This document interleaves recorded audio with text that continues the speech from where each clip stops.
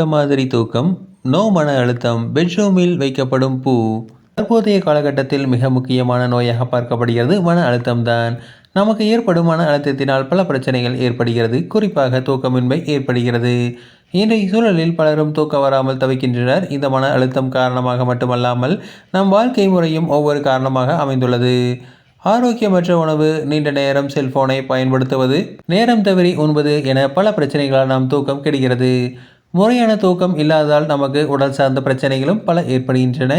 எப்படியாவது தூங்கிவிட வேண்டும் என நினைப்பவர்கள் இனிமேல் ஒரு பூவை மட்டும் பயன்படுத்தினால் போதுமானது. அந்த பூதான் மருதாணி பூ. நம் வீட்டின் அருகில் தெருக்களில் மருதாணி செடிகள் அதிகம் வளர்ந்து இருப்பதை பார்த்திருப்போம். பொதுவாக மருதாணி இலைகளை நாம் கையில் வைக்கவும் தலையில் வெள்ளை முடிகளை மறைக்கவும் பயன்படுத்துகிறோம். ஆனால் மருதாணி இலைகள் அதற்கு மட்டுமின்றி பல மருத்துவ குணங்களையும் கொண்டுள்ளது. தேவையில்லை என்று வெட்டி வீசும் மருதாணி இலையிலும் பூவிலும் அவ்வளவு மருத்துவ குணங்கள் நிறைந்திருக்கின்றன.